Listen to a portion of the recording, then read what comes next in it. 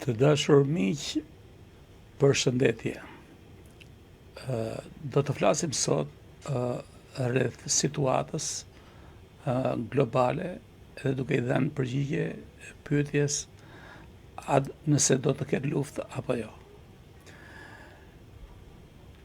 Kemi parë kush është gjendja sot në botë që ne do të marrim në analizë dhe do të shkojmë në një rrjedhë logjike dhe në një perspektivë historike.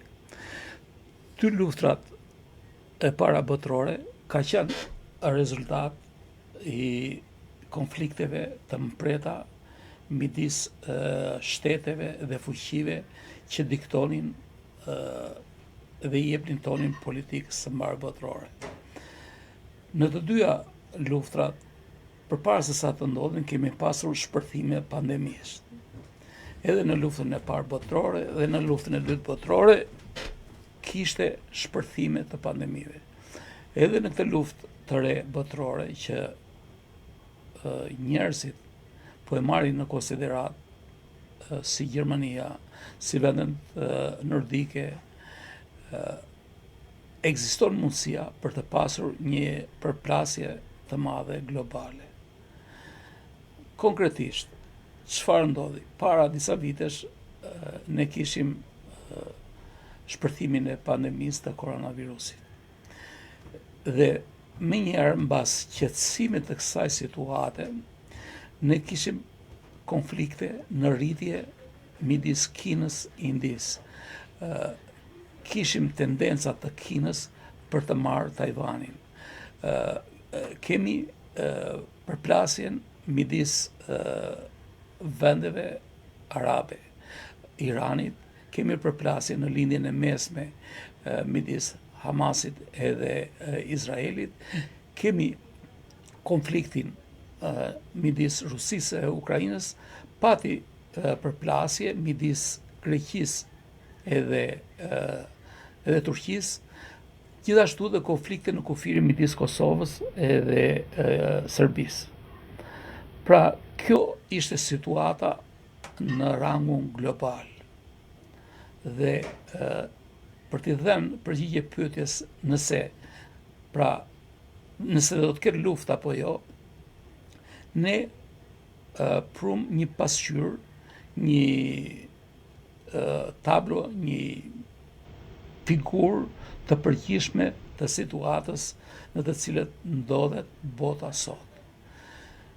Shikojmë shtete në Europë që po përgatiten për këtë luftë. Cila është arsyeja?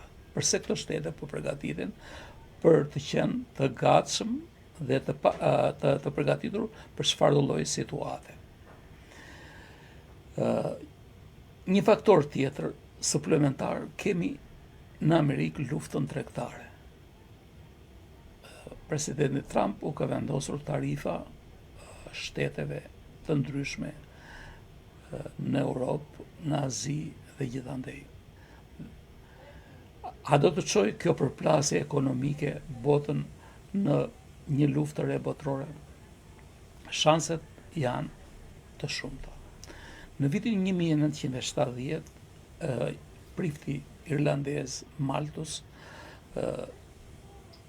duke parë se rritja e të mirave materiale ishte sipas një progresioni zbritës dhe rritja e popullsisë ishte sipas një progresioni më të madh në rritje edhe progresionin i të mirave materiale normalisht që është në zbritje sepse burimet dhe resurset botërore dhe të mirat materiale janë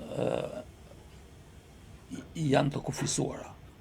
Dëshirat e njerëzve janë pa kufi.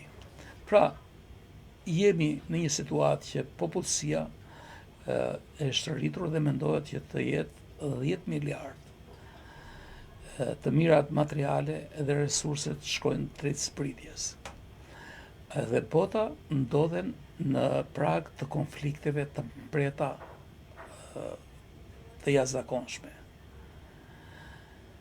Në qoftë se propaganda komuniste në atë kohë thoshte që teoria e Malthusit për ligjin luftrat, sot kjo teori është provuar edhe nga inteligjenca artificiale edhe nga teknologjia e informacionit. Kjo lindi në 1970 dhe u bën simulime në kompjuter dhe u shikuan tendencat e zhvillimit. Dhe u provua nga teknologjia që shanset për se si do ndodhi ngjarje janë të mundshme. Pra, teoria e Malthusit nuk ishte thjesht një teori për të përligjur luftrat, po një teori që mbështetet në një fakte reale dhe një të vërtet reale. Pra, situata tani e njerëzimit është drejt një përplasje. Varet se si fuqit botërore, se si njerëzit arsyeshëm do t'i japin shans paqes apo do t'i japin shans luftës. Po një gjë është e sigurt, mbas kësaj përplasje ne do të kemi një konfigurim të ri botëror. Mbaj mend që para 20 vjetësh që kam qenë në Kinë, Kina kishte në planet e saj afatgjata mendonte që në vitin 2025 Shanghai do të jetë Wall Street i ri i botës. Dhe ne jemi në vitin 2025, por Shanghai akoma nuk është Wall Street i botës. Mos të harrojmë se Kina ka një epërsi të jashtëzakonshme në popullsi, ka një epërsi të jashtëzakonshme në teknologji dhe përballë superfuqisë sotme botërore që dikton politikat e zhvillimit përballë Amerikës. Pra kemi një përplasje midis Amerikës dhe Kinës. Mirë po, kjo ka çuar edhe në mosmarrveshje midis Amerikës dhe Europës, sepse Europa nuk po, me politikat e saj, nuk po i qëndron konsekuencë Amerikës që historikisht e ka ndihmuar gjatë gjithë kohës.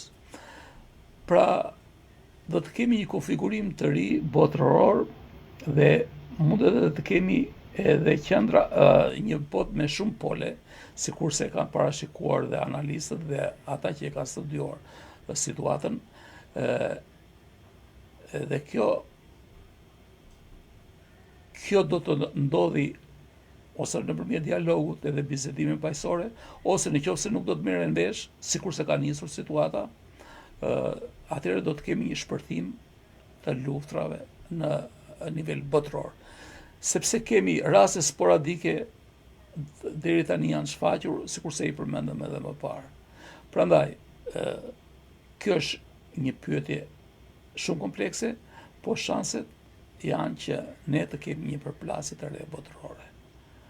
Le të shpresojmë që mendjet e arsyeshme dhe forcat progresive dhe fuqitë botërore ta zgjidhin këto konflikte dhe të japin zgjidhje probleme të mbarë njerëzimit duke u mbështetur mbi arsyen, të japin një shans paqes dhe mos ta çojnë botën në një luftë të re botërore, sepse ka dhe një shprehje që nëse bota do shkojë drejt kësaj lufte botërore, do të kemi një shkatrim të jashtëzakonshëm. Këta do ta çojnë zhvillimin botëror, do ta çojnë në nivelin zero. Prandaj situata është me të vërtetë kritike. Shpresojmë që të kemi një zhvillim paqësor të konflikteve globale kudo që të ndodhin dhe shmangjen e luftës së tretë botërore, e cila do të ishte një fatkeqësi për njerëzimin. Mirupafshim nga unë sot në Alp Diaspora TV. Më të shumtët dhe emisioneve ne do t'i zhvillojmë këtu në Alp Diaspora TV subscriber dhe do të ndajmë këtu edhe emisione apo analiza, lajme, gjëra që nuk do t'i ndajmë në faqet e tjera, sikurse dihet, kjo faqe është me pagesë në Facebook, kështu që këtu do të kemi informacione më të detajuara dhe do të përqendrohemi në të gjithë atë veprimtarinë tonë që kemi nisur në diasporë. Mirupafshim, Zoti ju bekoft ju, familjet tuaja dhe të gjithë njerëzit në mbar botën. Ju uroj një natë të mirë dhe një ditë të mirë për vendet ku akoma nuk ka lidhur dita e re, por që shpresoj që të më ndiqni këtu në këtë llogari. Pra, në Alb Diaspora Assembly subscriber do të ndajmë informacione që janë me të vërtetë të rëndësishme dhe do ju mbajmë ju të informuar për situatën në të cilën ndodhet bota, ndodhet shoqëria. Mbas këtij emisioni do të kemi një emision që nëse është mirë për të investuar në stoqe apo jo në këtë situatë, dhe këtë do ta kemi ditën e nesme. Dhe gjithashtu do të fillojmë edhe angazhimin ton me organizimin dhe GoFunding për shkollat shqiptare në diasporë. Mirupafshim. Ju uroj një ditë të mrekullueshme ku është ditë dhe një natë të mrekullueshme ku është natë. Mirupafshim.